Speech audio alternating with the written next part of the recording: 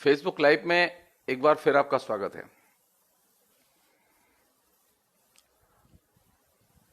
आज Karl Marx का जन्मदिन है और कार्ल मार्क्स के जन्मदिन पर कुछ चिंताएं बहुत उठनी स्वाभाविक हैं। कुछ बातें मैंने दोपहर में जो अपना वक्तव्य था उसमें मैंने रखी थी। कुछ चीजें मैं यहां शेयर करूंगा आप लोगों से।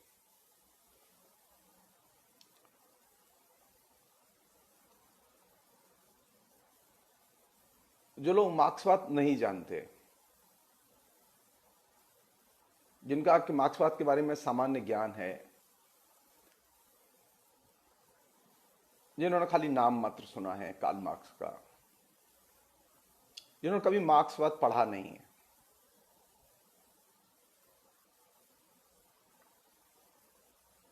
उन लोगों की चिंताएं मेरे सामने ज्यादा हैं। जो लोग मार्क्सवादी हैं उनकी चिंताएं तो हैं ही। मार्क्सवादियों की चिंताओं से तो गुजरना ही होगा, लेकिन वे चिंताएं मेरे सामने ज्यादा हैं जो कि कार्ल मार्क्स की दृष्टि से आज विचार करें तो वे बहुत मूल्यवान हैं। मसलन एक छोटी सी,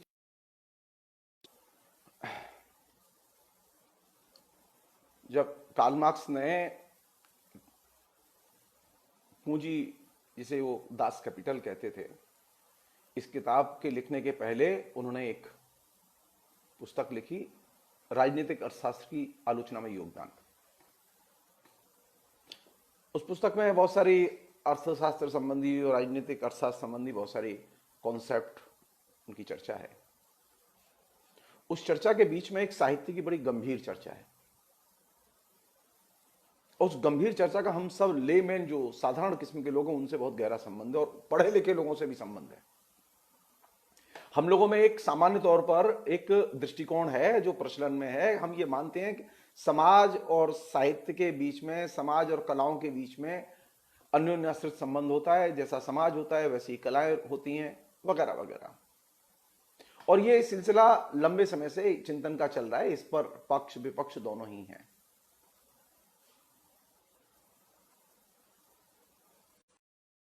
एक महत्वपूर्ण समस्या की ओर ध्यान खींचा है। हम भी आपका ध्यान खींच रहे हैं, पता नहीं वो कितना सफल होता है। वो ये कि ये जो रामायण और महाभारत हैं, ये रामायण और महाभारत हमें अभी भी क्यों अच्छे लगते हैं?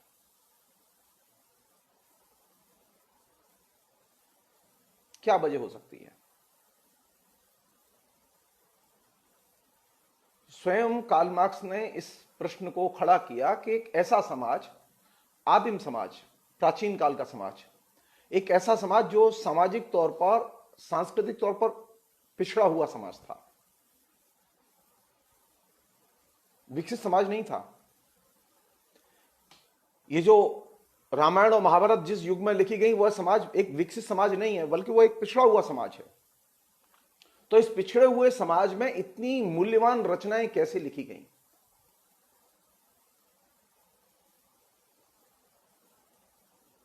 जो अभी 2000 साल के बाद भी, 1500 साल के बाद भी आज भी जनता को आनंद देती हैं, उन्हें मजा आता है इसको सुनने में, पढ़ने में, देखने में, आज भी अच्छी लगती हैं वो। उसको मार्क्सवादियों ने अपने यहां, स्वयं मार्क्स ने भी सामाजिक विकास और कलाओं के बीच में विषम संबंध के सिद्धांत के तौर पर व्याख्यायित किया। उनका यह हो सकता है, यह हो सकता है कि ऐसा समाज हो जो कि पिछड़ा हुआ हो, सांस्कृतिक तौर पर पिछड़ा हुआ हो, लेकिन कलात्मक तौर पर उसमें उच्च कोटि की रचनाएं लिखी गई हों। यह हो सकता है।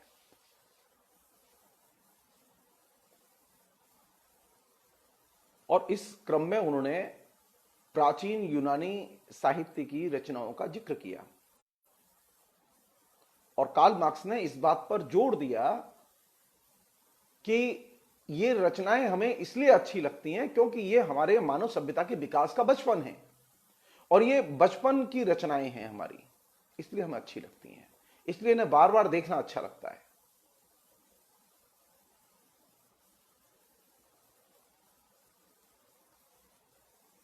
चूंकि ये हमारे मानव समाज का बचपन है, हमारी सभ्यता का बचपन है, इसलिए हम जब भी इसको देखते हैं हमें आनंद मिलता है। ये वैसे ही है जैसे किसी बच्चे की हरकत, उसकी तुतलाहट, उसका बोलना, उसका चलना, उसका हंसना हमें आज भी आनंदित करता है, हम जब भी देखते हैं। कार्ल मार्क्स ने यह भी लिखा कि सामाजिक विकास के क्रम में जहां हम आगे चले गए, दोबारा वैसी रचनाएं नहीं लिखी जा सकती, होमर जैसी रचनाएं नहीं लिखी जा सकती।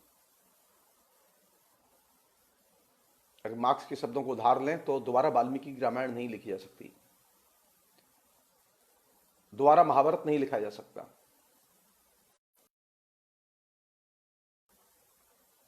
वे रचनाएं इसलिए अच्छी लगती हैं क्योंकि वे हमारी सभ्यता का बचपन है, वे हमारे मानव सभ्यता के विकास के आरंभिक दौर की लिखी गई रचनाएं इसलिए भी हमें अच्छी लगती हैं।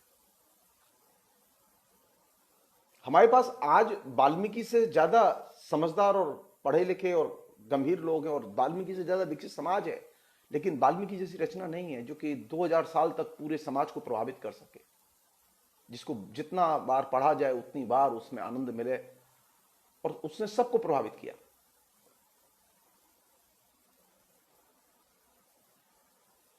मार्क्स ने लिखा कि सभ्यता के विकास के क्रम में वे रचनाएं दोबारा नहीं लिखी जा सकती।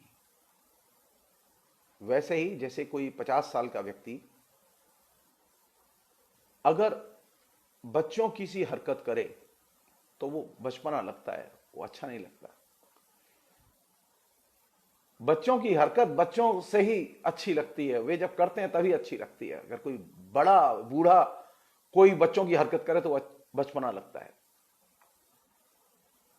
तो अगर आज सामाजिक विकास की अवस्था में पहुंचने के बाद अगर कोई वाल्मीकि जैसी रामायण लिखने की कोशिश करेगा तो वो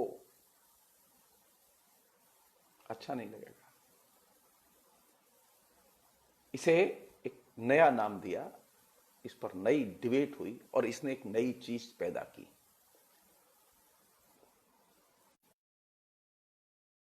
कि रामायण और महाभारत लिखे गए उस समय और भी कई चीजें लिखी गई, यानी ईसा की 200-300 शताब्दी पहले और ईसा की शताब्दी वर्ष शुरू होने के बाद 5वीं शताब्दी तक, ये जो 700-800 साल का समय है, ये बड़ा महत्वपूर्ण समय और बहुत पिछड़ा हुआ समाज था ये। लेकिन इस समाज में सबसे अच्छी क्लासिकल रचनाएं लिखी गई, सबसे अच्छे लिखी गई। सुश्रुत की चरसंहिता आई, भरत का नाट्य शास्त्र आया, दोबारा ऐसी रचनाएं नहीं लिखी गई। कालिदास भी इसी दौर में पैदा हुए। एपिक जिसे हम लोग महाकाव्य कहते हैं, एपिक जैसे जेनर का भी जन्म इसी में हुआ और विकास हुआ, और एपिक का लिखना बंद भी हो गया कालांतर में। बस एक 9वीं शताब्दी में जाके नैषध चरित आया, उसके अलावा और कोई नहीं।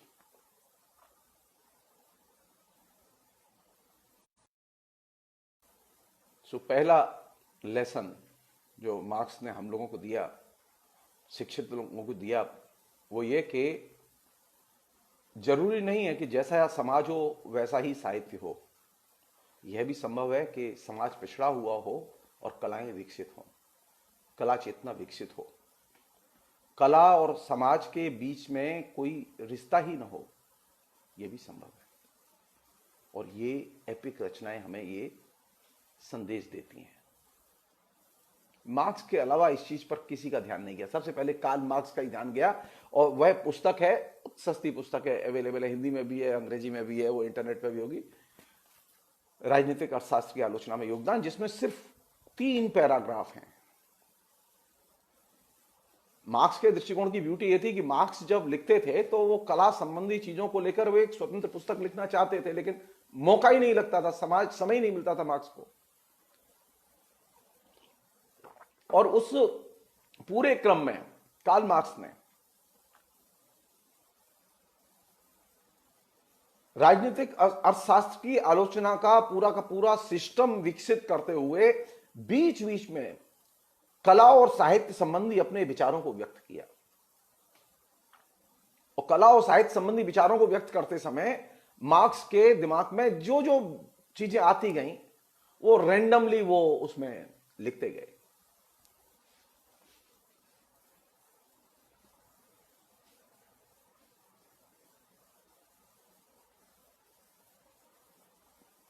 तो जो मार्क्सवादी आलोचना पढ़ते हैं और लिखते हैं,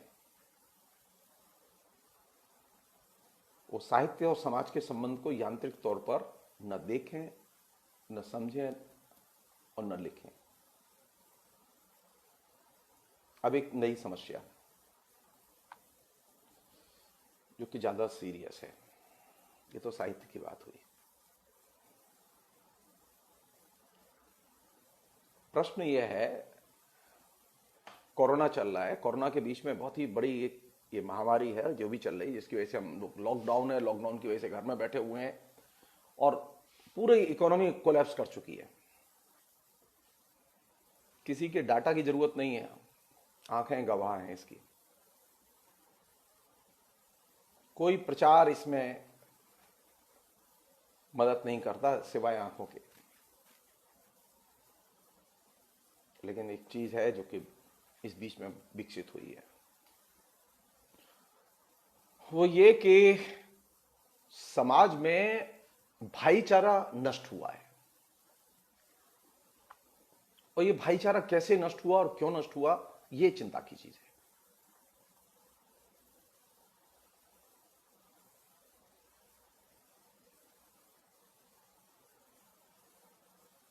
नारा दिया था ना मार्क्स ने, दुनिया के मजदूरों एक हो। दुनिया के मजदूरों की तो बात छोड़ दीजिए, अभी भारत के मजदूरों एक हो का नारा भी नहीं लगा पा रहे हैं हम लोग। कितना मतलब ये पीड़ादायक है।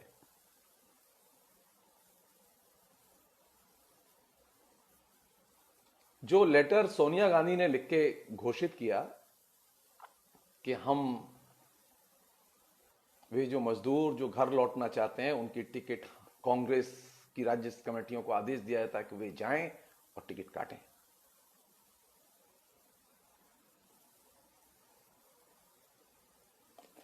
पलट के सवाल तो उठ ही सकता है ना, कम्युनिस्ट पार्टियों ने लेटर जारी क्यों नहीं किया? सवाल तो बनता है, सवाल तो बनता है कॉमरेड। मार्क्सवादी कम्युनिस्ट पार्टी चौथे नंबर की सबसे बड़ी टैक्स पेयर पार्टी है।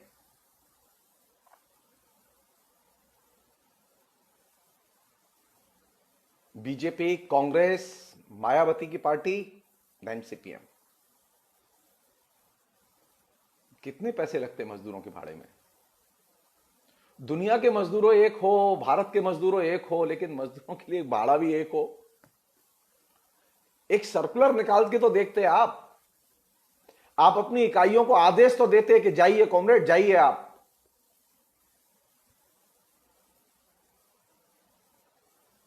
कितनी अजीब चीज लग रही है। मुझे बहुत परेशानी हो रही है इसे सुन के, सोच के भी परेशानी हो रही है। मजदूरों की हिमायत करें हम और मजदूरों की मदद करे सोनिया गांधी।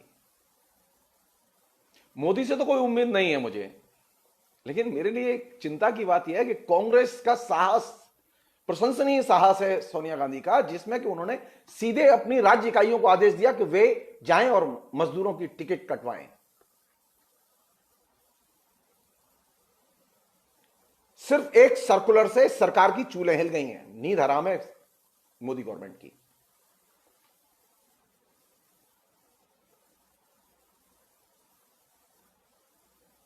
सोचें हम लोग मजदूर की पॉलिटिक्स करते हैं हम, और मजदूर के बारे में सोचे सोनिया गांधी।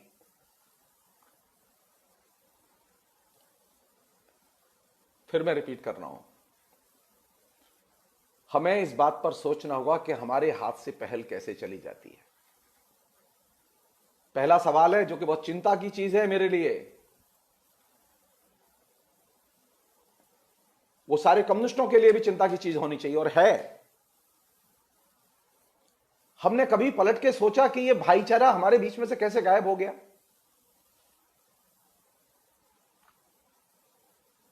लोग एक दूसरे के शत्रु कैसे बन गए? जो दोस्त थे वो दुश्मन कैसे हो गए?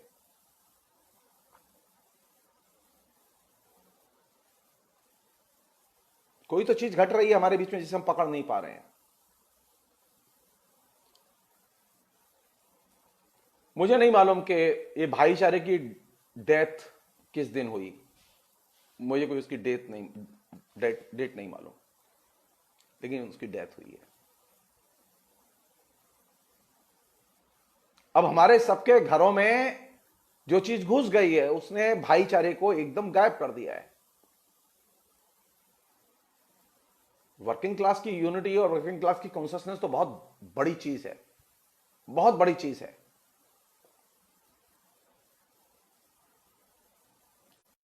ये सबसे बड़ी हमारी तरफ से जो वैचारिक श्रद्धांजलि हो सकती है वो यही हो सकती है। हम जब उसे याद करते हैं तो ये हो सकती है कि हम खोजें, हमारे इर्द गिर्द जो समाज बन रहा है उसमें हम खोजें कि कौन सी चीज ऐसी बन रही है जो कि जिसने कि हमारे पूरे के पूरे तंत्र को धराशायी कर दिया, पूरे सामाजिक तंत्र को, पूरे सामंजस्यवादी तंत्र को धराशायी कर दिया है। सवाल सिर्फ एक छोटी मोटी चीजों का नहीं है, ये सवाल सिर्फ सरकार का नहीं है, किसी एक संगठन विशेष का नहीं है। इससे बड़ी कोई चीज घट रही है, जीवन में घट रही है, लगातार घट रही है, जिसने कि एक बड़ी पैमाने पर एक चीज क्रिएट की है जिसे हम लोग कहते हैं भाईचारे का गायब होना। वो कैसे गायब हो रहा है भाईचारा, मैं आपको बताऊं एक छोटी सी चीज। अभी स्थिति यह है कि अगर हम किसी व्यक्ति की, हमारे बहुत सारे दोस्त हैं, वो अभी सामने भी हैं, अगर हम उन मित्रों की अगर सामान्य सी भी आलोचना कर दें और सामान्य सी पब्लिक डिबेट में एक तर्क वितर्क करने लगे तो हम लोगों के अंदर गांठ पड़ जाती है।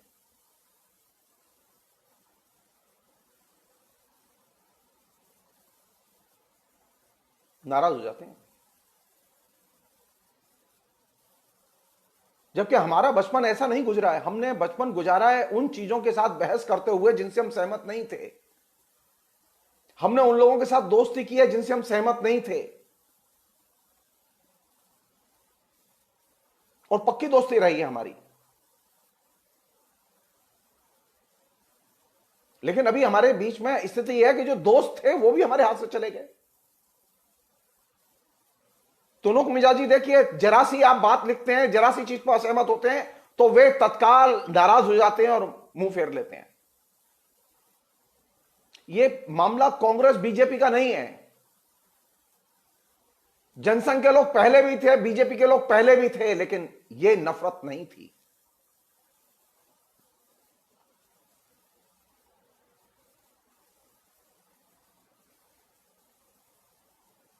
कोई चीज तो ऐसी आई है हम लोगों के बीच में जिसने भाईचारे को नफरत में बदल दिया है।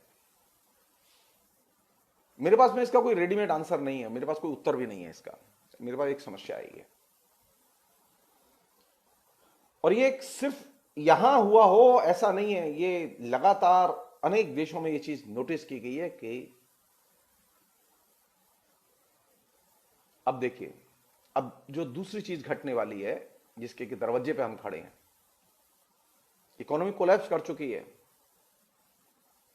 लगातार इकोनॉमिक क्राइसिस और गहरा हो रहा है। ये जो ही ये खुलेगा लॉकडाउन, लोगों के पास रोजगार नहीं होगा, लोगों के पास खाने को नहीं होगा, स्थितियां और ज्यादा बदतर होंगी।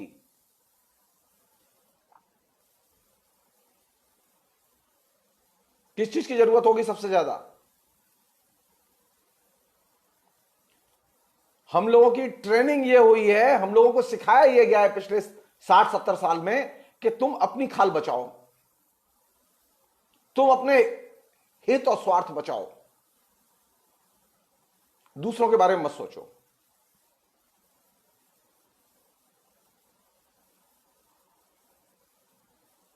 जब तक ये दिमाग में ये चीज भरी रहेगी कि हम निस्वार्थी ढंग से सिर्फ अपने को देखेंगे, अपने बारे में सोचेंगे, अपने बारे में ही निर्णय लेंगे और अपनी ही सुरक्षा की बात सोचेंगे, आप तय मान लीजिए यह भाईचारा और ज्यादा नष्ट होगा।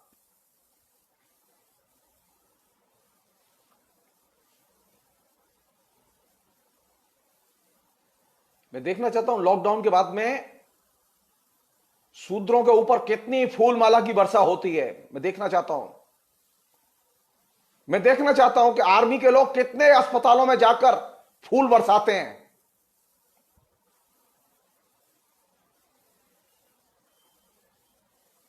अरे साहब, फूल माला तो छोड़ दीजिए, हिंदुस्तान के, मैं नहीं जानता दूसरी जगह की, मथुरा की तो बता सकता हूं आपको। आप कैंटोनमेंट एरिया में जो आर्मी का एरिया है वहां पर बिना आइडेंटिटी कार्ड के घुस नहीं सकते।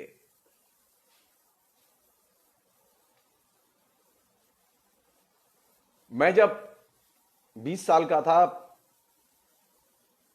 और मैं जब कैंटोनमेंट एरिया में जाता था तो कोई पहचान पत्र की जरूरत नहीं पड़ती थी, आराम से चले जाते थे।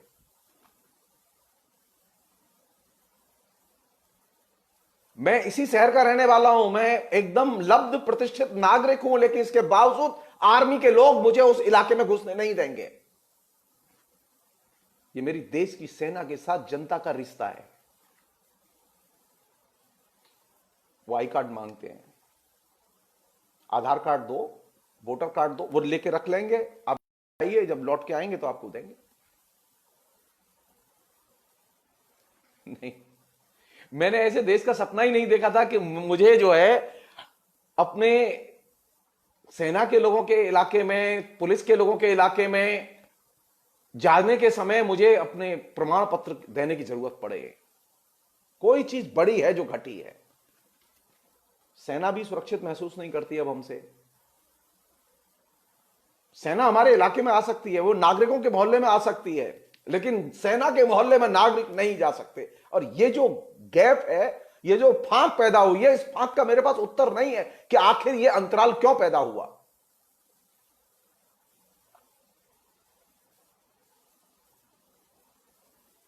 मैं तो बिपिन रावत से यही कहूंगा कि सेना के सारे जितने इलाके हैं उनमें से बंदिश हटा ली जाए।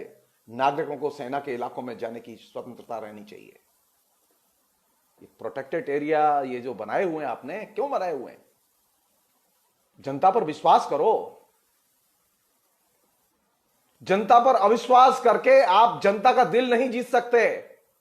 जनता पर अविश्वास करके चाहे जितनी फूलों की वर्षा हो, आप जनता का दिल नहीं जीत सकते।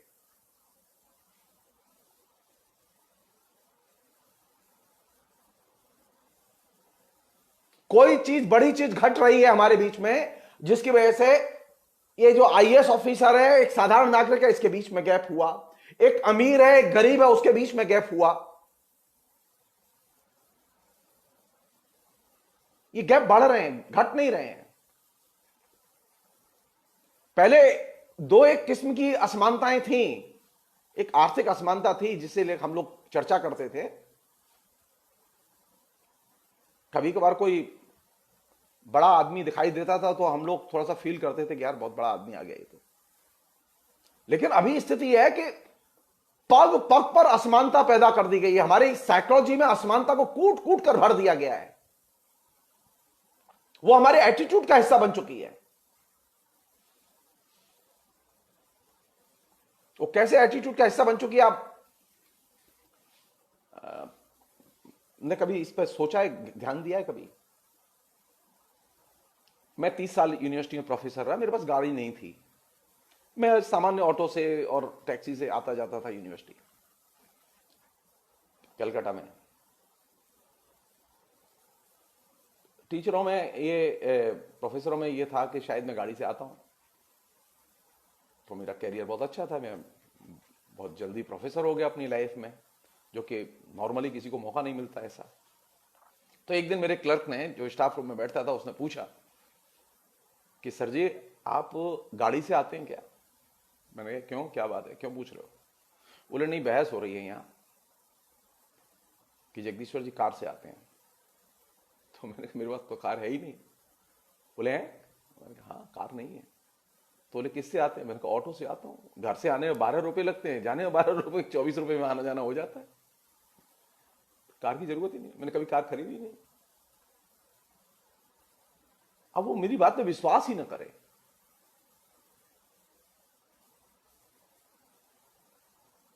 प्रोफेसर की हैसियत कहां से देखी जाएगी? प्रोफेसर की हैसियत ज्ञान से नहीं देखी जाएगी, उसके विवेक से नहीं देखी जाएगी। प्रोफेसर की हैसियत देखी जाएगी उसके पास कितनी वस्तुएं हैं, वो कार है कि नहीं है, बंगला है कि नहीं है। ये जो हैसियत के प्रश्न जीवन के प्रश्न बन गए जब से, तब से हमारे बीच में विभाजन हमारी नसों में घुस गया, हमारी आदतों में घुस गया, एटीट्यूड्स में घुस गया। तो पहले तो इसने यही डिवीजन किया, एक लेक्चरर है, एक प्रोफेसर है, एक कॉलेज में पढ़ाता है, एक यूनिवर्सिटी में पढ़ाता है, एक स्कूल में पढ़ाता है, एक कॉलेज में पढ़ाता है, एक यूनिवर्सिटी में पढ़ाता है, और वो उसमें भी प्रोफेसर हो तो वो तो तोप चीज है। हमारे यहां बिल्कुल सीधे मुंह बात नहीं करते थे प्रोफेसर। थोथा गौरव, थोथी हैसियत। अगर मुझसे पूछें कि भाईचारे को नष्ट करने में किसकी सबसे बड़ी भूमिका है, तो मैं कहूंगा कि ये जो सामाजिक हैसियत के थोते जो आधार हमने निर्मित किए, खोखले आधार निर्मित किए, उन्होंने बड़े पैमाने पर सामाजिक विभाजन को तेज किया।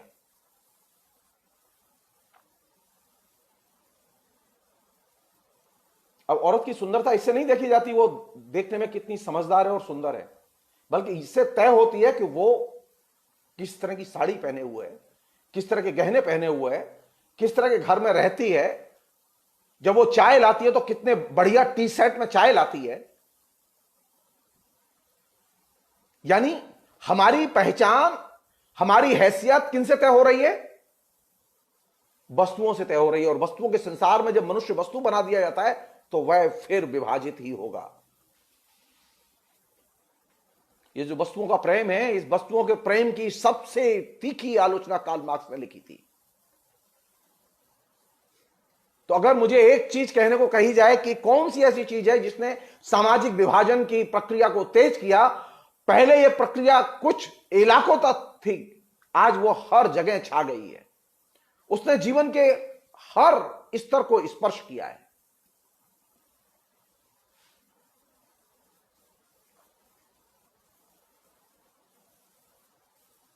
और हम मस्त हैं, हम कभी आलोचना नहीं करते।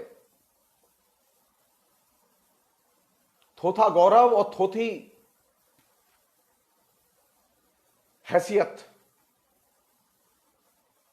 इसने समाज को जिस तरह से ग्रसित किया है, उसने पूरे समाज को एक सिरे से विभाजित कर दिया। अब हमको विभाजन में कौन सी चीज दिखाई दे रही है? हमको बीजेपी दिखाई देती है, हमें आरएसएस दिखाई देता है, हमें सांप्रदायिकता दिखाई देती है, हमें पृथकतावाद दिखाई देता है, हमें कश्मीर के मुसलमान, हमें आतंकवादी दिखाई देते हैं। लेकिन हमें यह वस्तु संसार जो हमारे घर में घुसा हुआ है, जिसने नफरत के बीज बो दिए हमारे जीवन में, हमारे संस्कारों में जिसने घृणा पैदा कर दी एक दूसरे से,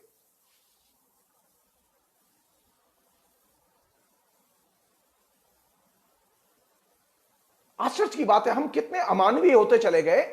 वस्तुओं के संसार में रहते हुए, वस्तुओं का उपभोग करते हुए, वस्तुओं के आकर्षण में बधते हुए हम स्वयं वस्तु बन गए, हम मनुष्य नहीं रहे।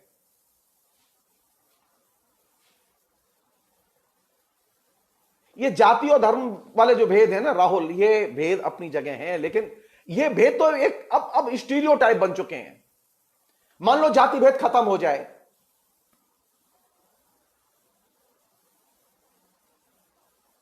फिर वस्तुओं के संसार से मोह जाएगा कि नहीं जाएगा? सवाल यह है। अगर आपका वस्तुओं के संसार से मोह खत्म हो जाता है और वस्तुओं के संसार से आप अपने को मुक्त कर लेते हैं और वस्तुओं के दास बनने की बजाय वस्तुओं के मालिक बन जाते हैं, तो आप तय मानिए आप सामाजिक विभाजन को रोक देंगे।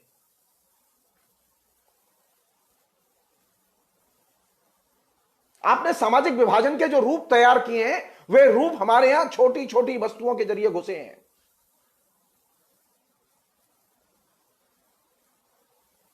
छोटी छोटी वस्तुओं के प्रेम ने हमारे संसार को और हमारे समाज को और हमारे परिवार को और व्यक्तिगत तौर पर हमको इस तरह से घेर लिया है कि हम उसके बाहर सोच ही नहीं पाते। जो विद्यार्थी गिफ्ट लेकर आती है वो बहुत अच्छी लगती है।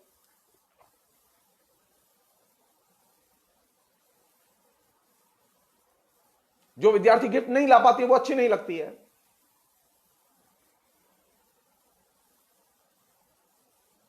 नहीं, मैं संसार में तो रहना चाहता हूं, मैं समाज में रहना चाहता हूं, लेकिन मैं वस्तुओं के समाज में नहीं रहना चाहता। मैंने इस संसार में जन्म इसलिए नहीं लिया कि मैं वस्तुओं के बीच में एक वस्तु बन जाऊं। मार्क्स ने सबसे तीखी आलोचना इसी बात की थी कि पूंजीवादी समाज की विशेषता यह है कि वह मनुष्य को भी एक कमोडिटी में बदल देता है और सारे भाईचारे की इसने जड़ें हिला दी हैं।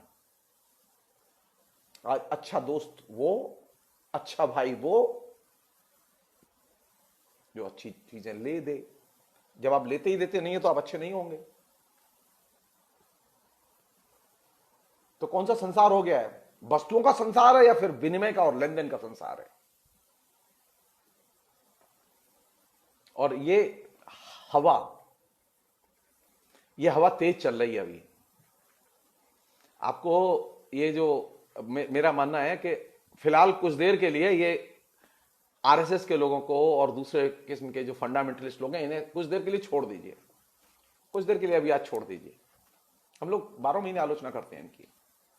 ये जो वस्तुओं के संसार में जो सामाजिक विभाजन, सांस्कृतिक विभाजन हमारे घर के अंदर पैदा किया है, उसकी ये राजनीतिक अभिव्यक्ति है। आप वस्तुओं से प्रेम करना बंद कर दीजिए, आप वस्तुओं से संचालित होना बंद कर दीजिए। आप तय मानिए आरएसएस कोलैप्स कर जाएगा। लोग पूछते हैं ना कि आरएसएस से बचने का क्या उपाय है। ये जो अभी मोदी प्रेम के नशे में जो पूरा देश डूबा हुआ है, इससे निकलने का क्या उपाय है? एक ही उपाय है, वस्तुओं की पूजा बंद कर दो।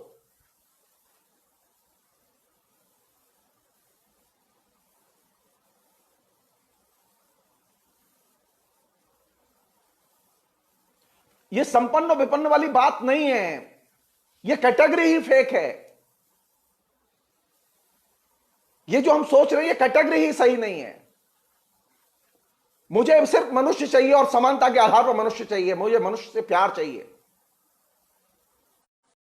कि राहुल की जाति क्या है, मैं नहीं जानता कि राहुल कहां रहता है। मैंने इतने दिन पढ़ा है, मैंने कभी अपने विद्यार्थी से नहीं पूछा तेरे पिता का नाम क्या है। आप किसी से भी मेरे विद्यार्थी से पूछ लीजिए। हमारी सबसे पहली एंट्री अपने पेशे में यहां से होती है कि हम पूछते हैं तेरे पिता का नाम क्या है, कहां रहते हो।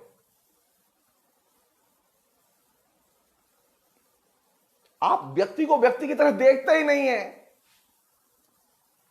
जब आप व्यक्ति को व्यक्ति की तरह नहीं देखेंगे और उसकी स्वायत्तता पर विश्वास नहीं करेंगे तो आप तय मानिए, आपने जिस दिन व्यक्ति को व्यक्ति की तरह देखना बंद कर दिया, और आपने तो पहले दिन ही बंद कर दिया।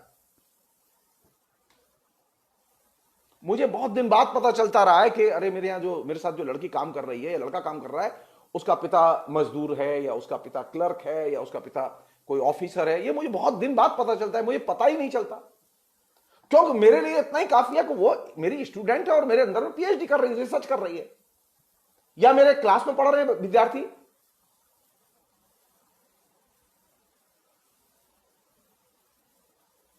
मनुष्य की पहचान कहां से तय होगी?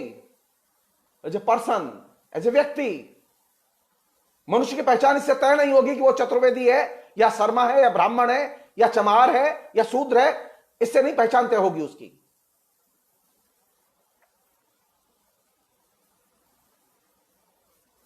आप नाम न देखिए, आप सिर्फ मनुष्य देखिए। आपने पहचान के जो विशेषण है उनके अंदर मनुष्य को खोजना शुरू कर दिया है और यहीं से आपने सारी गफलत शुरू की है।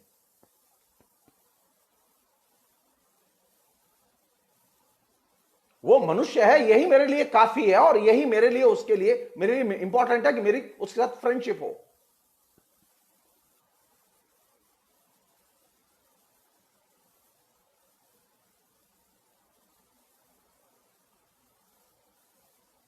मार्क्स ने ये फलसफा ठीक है।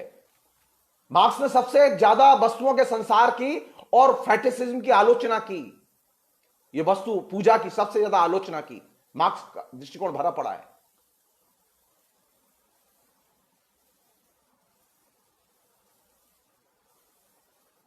तो अगर मुझसे पूछें कि भाईचारे के अंत की शुरुआत कहां से होती है, तो मैं ये कहूंगा बहुत विनम्रता से, भाईचारे के अंत की शुरुआत वहां से होती है जब आप वस्तुओं से प्रेम करना शुरू कर देते हैं और मनुष्य को एक वस्तु में कन्वर्ट कर देते हैं और मानवीय संबंधों को वस्तुओं के लेन देन के आधार पर परिभाषित करते हैं।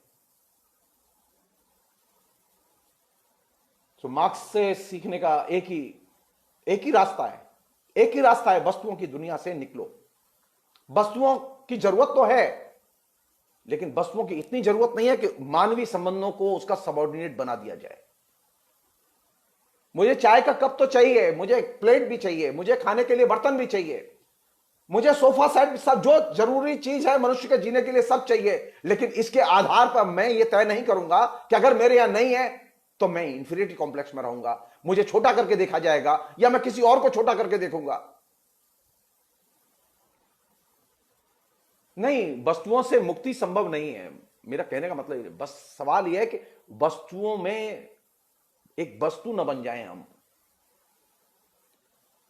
हमने जब वस्तुओं में एक वस्तु अपने को बना दिया इस पूरे हिस्टोरिकल विकास के क्रम में, अब कौन सी चीज चला रही है मुझे?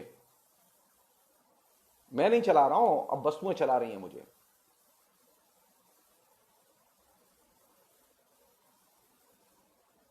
तो पहला मुझे लगता है कि कार्ल मार्क्स के लिए पहला हमारी तरफ से एक ट्रिब्यूट यही हो सकता है कि हम अपने को वस्तु न समझें, सामने वाले को भी वस्तु न समझें और वस्तुओं के परिप्रेक्ष्य में न देखें। हम उसे मनुष्य, ये जाति की तरह न देखें, हम धर्म की पहचान पर न देखें। हम यहां से शुरू न करें कि उसका बाप कौन है, वो कहां रहता है। नहीं, पहचान का यह आधार नहीं होगा। हम व्यक्ति को व्यक्ति की तरह देखने की आदत डालें,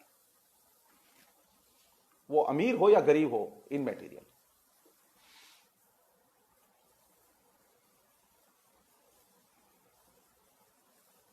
एक अन्य चीज जो कि मुझे लगता है कि उस पर थोड़ी सी बात करनी चाहिए,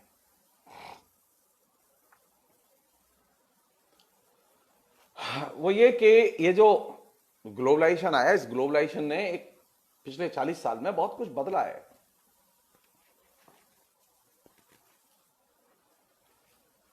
और इसमें जो चीज सबसे बड़ी चीज बदली है वो क्या बदली है? सारे लोग जानते हैं कि 1970-71 के बाद से सारी दुनिया में ये ग्लोबलाइजेशन की लहर चल रही है, करीब 50 साल से होने को आए।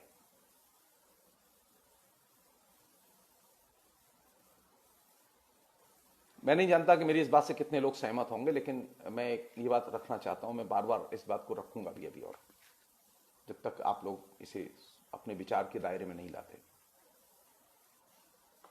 भारत में आइडेंटिटी पॉलिटिक्स की जब से शुरुआत हुई तब से भाईचारे के अंत की घोषणा हुई।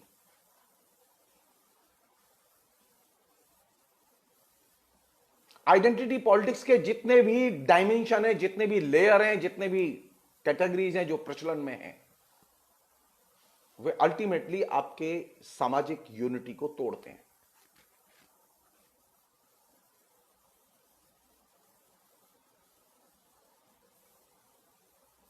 आइडेंटिटी पॉलिटिक्स के दायरे से जब तक आप बाहर नहीं निकलेंगे, जो कोल्ड वॉर ने आपको गिफ्ट में दिया है,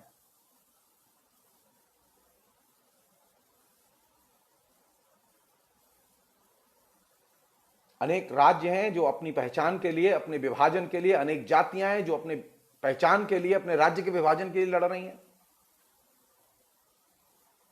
हिंदू अपनी आइडेंटिटी के लिए लड़ रहे हैं, दूसरे और समुदाय हैं वे भी अपनी आइडेंटिटी के लिए लड़ रहे हैं। ये बताओ मुझे, मनुष्य की आइडेंटिटी के लिए कौन लड़ेगा? धर्म की आइडेंटिटी के लिए धर्म वाले लड़ लेंगे, लिंगी की आइडेंटिटी के लिए औरतें लड़ लेंगी, है ना, और दलितों के लिए ये पेरियार और अंबेडकर लड़ लेंगे, या काशीराम लड़ लेंगे, या जय भीम वाले अभी ये चंद्रशेखर जी आए ये लड़ लेंगे। ये मनुष्य के लिए कौन लड़ाई लड़ेगा? इस समाज में मनुष्य भी रहता है या जाति और धर्म के लोग रहते हैं? आइडेंटिटी की पॉलिटिक्स जो कोल्ड वॉर के पॉलिटिक्स का एक इंटरनेशनल प्रकल्प का हिस्सा है, आइडेंटिटी की पॉलिटिक्स ने हमारे सामाजिक जीवन को एक तरह से विध्वंस के कगार पर ले जाके खड़ा कर दिया है।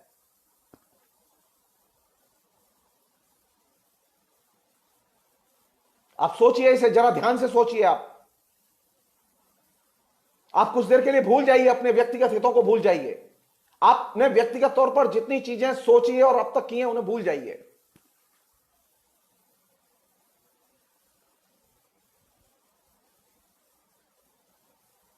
मनुष्य के हित का जब प्रश्न आता है तो ये आइडेंटिटी पॉलिटिक्स के लोग सब कहां भाग जाते हैं? आप अभी अभी बताइए मुझे, अभी बताइए, इस समय बताइए, इस समय सबसे ज्यादा क्राइसिस में कौन है?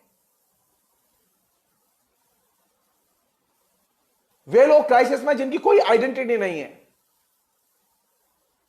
पूरी मनुष्य जाति क्राइसिस में है। कहीं कोई आइडेंटिटी पॉलिटिक्स के लोग दिखाई नहीं दे रहे। न तमिलनाडु में दिखाई दे रहे, न उत्तर प्रदेश में दिखाई दे रहे, न दिल्ली में दिखाई दे रहे, कहीं नहीं दिखाई दे रहे। न आरएसएस वाले दिखाई दे रहे। क्यों? अरे क्या ये जो मजदूर हैं जो कि अपने घर लौटना चाहते हैं, ये क्या हिंदू नहीं है? ये हिंदू हैं।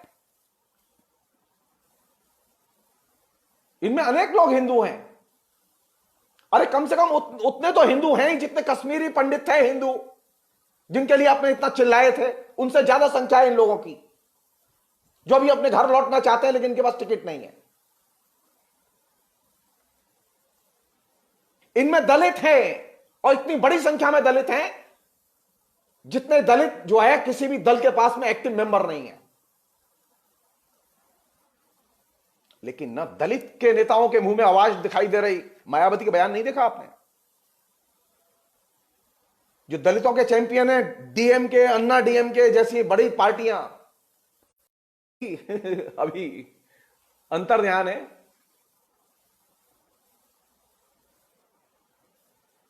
कल तक जो हर व्यक्ति के अंदर जाति खोज रहे थे, लॉकडाउन के पहले जो हर व्यक्ति के अंदर हिंदू और मुसलमान खोज रहे थे, लॉकडाउन की शुरुआत होने के बाद में, कोरोना के हमले के बाद, पूरी मानव सभ्यता और मानव जातीय हमले के उसके केंद्र में है। सारे लोग गायब।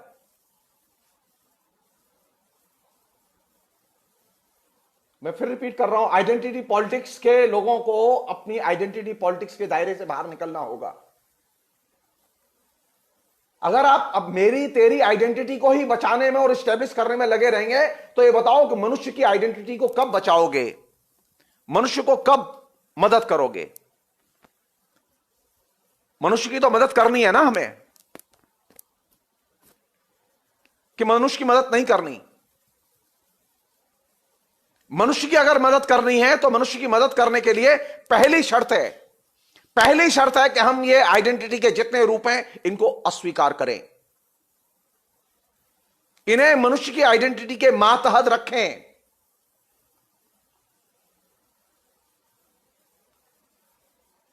मैं जानते हूं, मैं सोनिया गांधी के स्टेटमेंट को मैं एक साधारण स्टेटमेंट के तौर पर नहीं देख रहा हूं। वो चाहे उसने एकदम शुद्ध राजनीतिक स्वार्थ से दिया हो वो बयान, लेकिन मैं एक बहुत साफ तौर पर मैं चीज देख रहा हूं। कांग्रेस लगातार इलेक्शन हार गई हिंदुस्तान का, लेकिन कांग्रेस ने यह साहस तो किया बयान देने का कि हमारी कमेटियां जाएं और टिकट काटें। आप सोचिए, यह काम बीजेपी भी कर सकती थी, और बीजेपी के लिए वो चुटकी का खेल था। जो पार्टी 2000 करोड़ रुपया साल चंदा उठाती हो, उसके लिए 1000 करोड़ रुपया या 2000 करोड़ रुपया की टिकट कटवा देना एक बायत का खेल है। जिस पार्टी के बैंक में अरबों और करोड़ों रुपए सड़ रहे हों, उसने ये बयान नहीं दिया। बयान दिया किसने?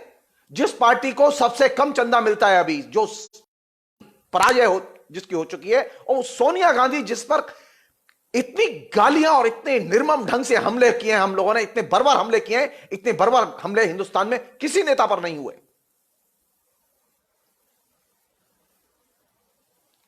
कांग्रेस के 60 साल के शासन में कभी किसी आरएसएस के नेता के ऊपर इतने गंदे हमले नहीं हुए जितने गंदे हमले सोनिया गांधी पर हुए हैं। उस सोनिया गांधी ने सब कुछ भूलकर कहा कि जाओ टिकट काटो, कमेटियों को आदेश दिया जाओ टिकट काटो। वोट नहीं मिलेंगे सोनिया गांधी को, लेकिन फिर भी वो कह रही है टिकट काटो। कौन सी चीज बड़ी है? मनुष्य बड़ा है या स्वार्थ बड़े हैं? मनुष्य बड़ा है या राजनीति बड़ी है?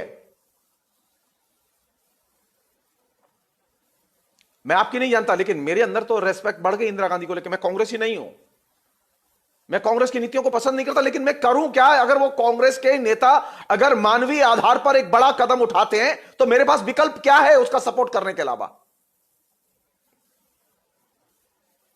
हम में से कितने बुद्धिजीवी हैं जो ये साहस करके कह सके कि सोनिया गांधी ने जो किया है और जो कहा है वो एकदम उचित और मानवीय कदम है, हम उसकी प्रशंसा करते हैं। मेरे स्वभाव को आप लोग जानते हैं, मैं कभी कांग्रेस के नेताओं से मिलने भी नहीं जाऊंगा, मुझे किसी से कुछ चाहिए नहीं। अगर आपने सही किया है तो मैं आपकी निश्चित तौर पर भूर भूर प्रशंसा करूंगा, चाहे आप मेरे दुश्मन क्यों ना हो, यह मेरी आदत है। मैं सोनिया की आलोचना भी लिख चुका हूं। वो मेरे ब्लॉग में है, फेसबुक में भी है, मैं खूब आलोचना लिख चुका हूं सोनिया गांधी की। लेकिन सोनिया गांधी ने इस समय जो किया है वो तो निश्चित तौर पर प्रशंसनीय है, और मैं इसलिए इसे प्रशंसनीय मानता हूं। जो चीज मैं लाना चाहता हूं आपके बीच में, हमारा देश और हमारी राजनीति आइडेंटिटी पॉलिटिक्स के गर्त में फंसी हुई है। कोरोना के बाद हिंदुस्तान कैसा होगा, इसे सोनिया गांधी देख पा रही है, आप नहीं देख पा रहे, प्रधानमंत्री नहीं देख पा रहे। अरे बेहतर तो यही होता कि नरेंद्र मोदी दुनिया के तमाम बड़े नोबेल लॉरिएट के साथ में बैठ के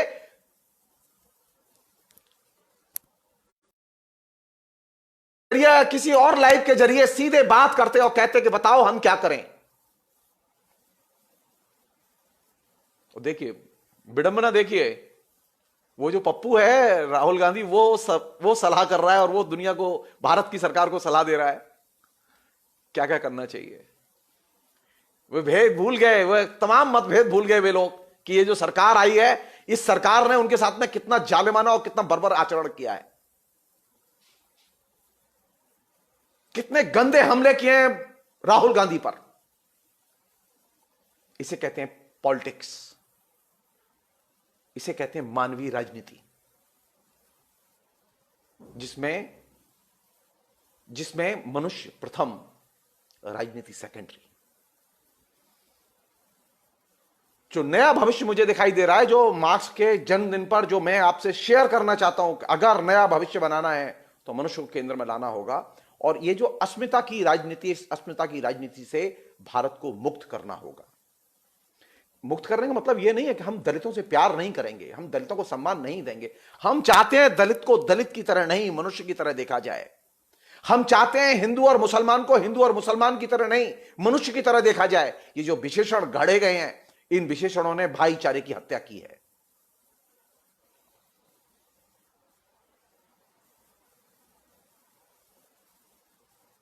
एक बार मनुष्य को मनुष्य कह के और महसूस करके तो देखो,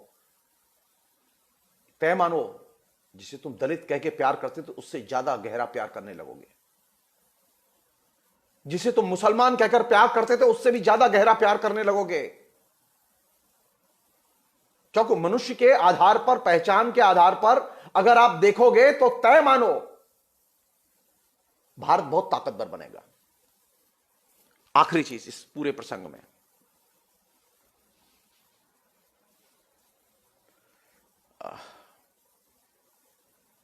ये जो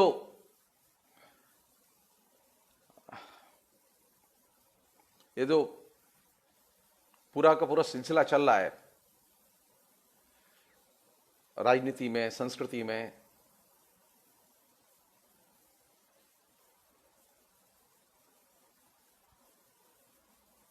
इसमें सबसे ज्यादा एक दुर्दशा केंद्र है, वो हमारी लैंग्वेज है। पिछले 70 साल में जो चीज सबसे ज्यादा नष्ट हुई है भाईचारे के अलावा, भाईचारा तो नष्ट हुआ है, मानवीयता तो नष्ट हुई है हमारी, दूसरी चीज जो नष्ट हुई है, जिसको लेकर मैं बहुत पीड़ित हूं, वो है भाषाओं का संसार।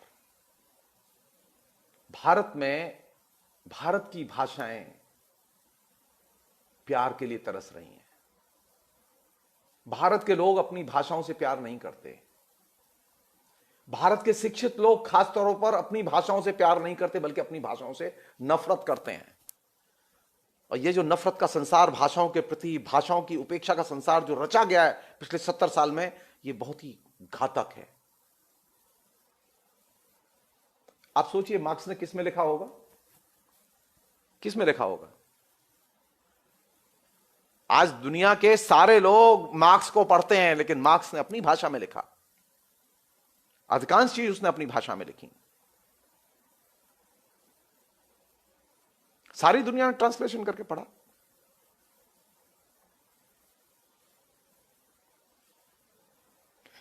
मनुष्य से प्यार करोगे तब ना उसकी भाषा से भी प्यार करोगे। वस्तुओं से प्यार करोगे तो फिर वस्तुओं की भाषा से प्यार करोगे।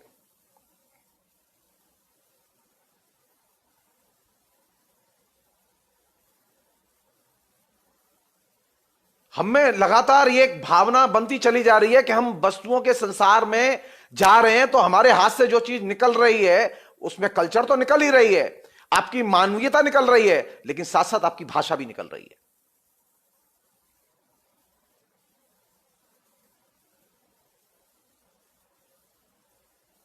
हम भाषाओं के संसार को नष्ट होते हुए देख रहे हैं। हम लगातार कितनी भाषाएं मर गई इस बीच में। कभी कोई शोक प्रस्ताव पास किया हमने? कभी किसी हमारी संसद या लोकसभा या विधानसभा में कभी किसी ने दुख व्यक्त किया कि उत्तर प्रदेश में इतनी भाषाएं कम हो गई? कभी चर्चा हुई इसकी? जी नहीं। हमारे बीच में लगातार भाषाओं का ह्रास हो रहा है, भाषाओं से लोग कट रहे हैं, भाषाओं का उपयोग बंद कर रहे हैं, भाषाओं के प्रति दूरी बढ़ रही है। जाहिर है कि आपकी ये जो दूरी है, ये जो आपका अपनी भाषा से कटाव है, ये वह बड़ा कैनवास बना रहा है जहां से मैंने शुरुआत की थी कि हमारे भाईचारे की हत्या क्यों हुई। हमारे यहां भाईचारे की हत्या का तीसरा बड़ा डायमेंशन है और कारण है भाषाओं से अलगाव और भाषाओं के प्रति द्वेष भाव। आप बंगाली बच्चे से बात कीजिए, उसे बंगला अच्छी नहीं लगती, कहता है बंगला में कुछ नहीं है पढ़ने के लिए, मैं अंग्रेजी पढ़ूंगा। हिंदी वाले बच्चे से बात कीजिए, वो कहता है हिंदी में कुछ नहीं, मैं अंग्रेजी पढ़ूंगा। अंग्रेजी वो जानता नहीं है ठीक से, अंग्रेजी में वो विकसित भी नहीं हो पाएगा ठीक से।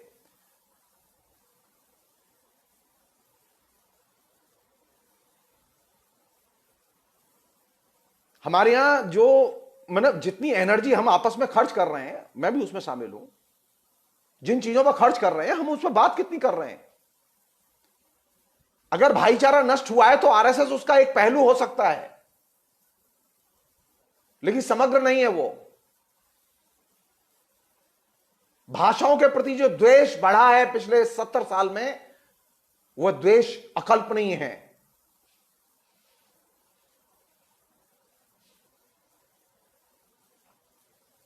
जो पोस्ट कोरोना सबसे बड़ी चुनौती है आपके लिए, मेरे लिए,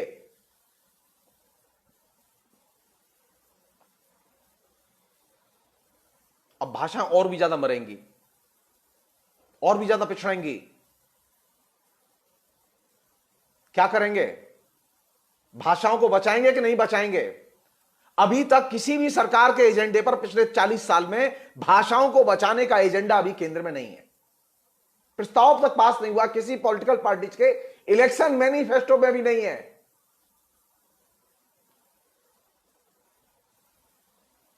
जो बंगाल में एक जमाने में लेफ्ट फ्रंट करता था कि वो लोगों की स्कूली शिक्षा का माध्यम बंगला होगी, वो भी उन्होंने छोड़ दिया। उन्होंने कहा नहीं, अब इससे वोट नहीं मिलते, अब अंग्रेजी ही रहेगी। एकमात्र वामपंथी करते थे वो लोग बेचारे अब निकल गए उससे। तो भाषाओं के संसार को बचाने के लिए भी हमें कदम उठाने पड़ेंगे, क्योंकि भाषाएं हमारी संस्कृति का महत्वपूर्ण उपकरण है और वे हमारे भाईचारे का महत्वपूर्ण सेतु हैं।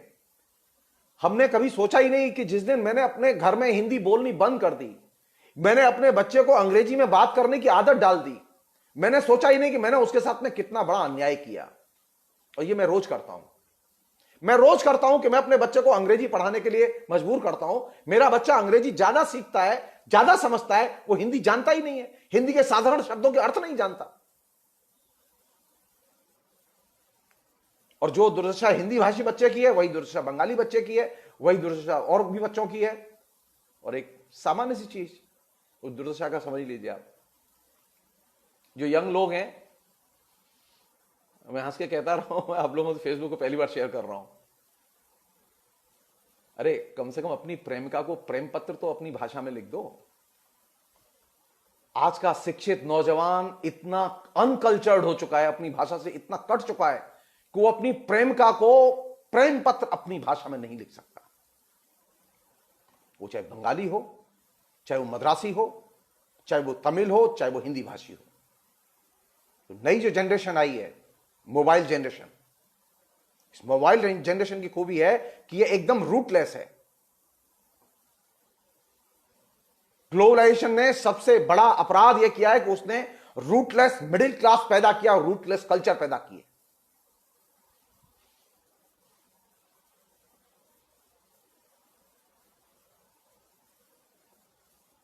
और जब रूटलेस कल्चर पैदा होती है और रूटलेस लोग पैदा होते हैं तो समाज कितना भयानक होता है, ये 40 दिन का अनुभव बता रहा है।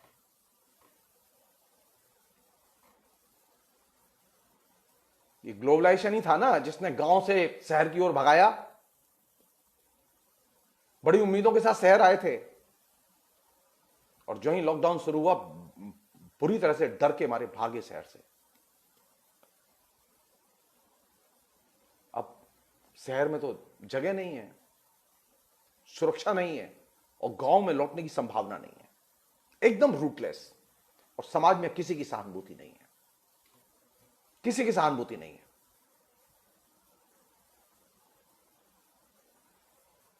रूटलेस कल्चर, रूटलेस लोग, रूटलेस लैंग्वेज, और ये सब मिलके एक ऐसा समाज बना रहे हैं जो कि हिंसा पर आधारित समाज है, जिसमें कि भाईचारे के हम लोग शत्रु हैं, जिसमें हमारी चर्चा के केंद्र में मनुष्य नहीं है।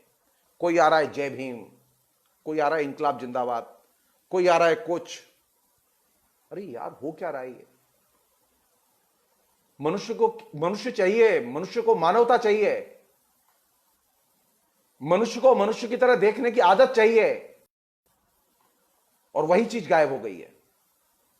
तो कार्ल मार्क्स के जन्मदिन पर जो सबसे बड़ी चीज मनुष्य की खोज, कार्ल मार्क्स का सबसे बड़ा कंट्रीब्यूशन था ये। पॉलिटिकल इकोनॉमी में वो जो चीज खोज रहे हैं, वो बार बार जिस ओर जोड़ देते हैं, वो मनुष्य और मानवीय मूल्यों को खोजते हैं। और हम आइडेंटिटी खोज रहे हैं, हम राजनीति खोज रहे हैं, हम विचारधारा खोज रहे हैं, मनुष्य को नहीं खोज रहे। ये जितनी भी चीजें, आइडेंटिटी, राजनीति, विचारधारा, धर्म, जाति, इन सब चीजों को मनुष्य के मातहत बनाओ, मनुष्य को बड़ा बनाओ। और यही मार्क्स के लिए सबसे अच्छी श्रद्धांजलि होगी। बहुत बहुत शुक्रिया, थैंक यू।